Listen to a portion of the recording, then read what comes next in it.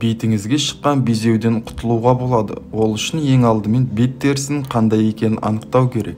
Соған сәйкес күтім жасалса, беттегі барлық кемшіліктен құтылуға мүмкіндік бар. Безеу майлы теріге жиі шығады. Терісі майлы адамдарға арналған безеуді кетіретін маска да бар. Бұл масканы жасау үшін сізге кәдімгі кір сабыны мен ас тұзы керек болады. Олардың кез келген үйден табылатыны анық. Бет күтімін жасау үшін қымбат косметика, арнайы скраб немесе маска қолдану міндетті деп ойлап жүрген шығарсыз. Онда қателескенсіз. Өйткені үй жағдайында кез келген адамға қолжетімді масканы өзіңіз де дайындай аласыз. Оны қалай қолданады? Кішкентай кір сабынды үккіштен өткізіп, үстінен аздаған жылы су құямыз. Оны жақсылап көпіршітеміз. Дайын болғанда оған бір шай қасық тұз қосып тағы да араластырамыз. Маска дайын. Бұдан кейін жуылған бет терісіне жағып шығамыз. Бұл маска бет терісін тазартады. Сонымен қатар бет терісін майланудан қорғайды. Бұған себеп масканың майлы бет терісін қорғатуында.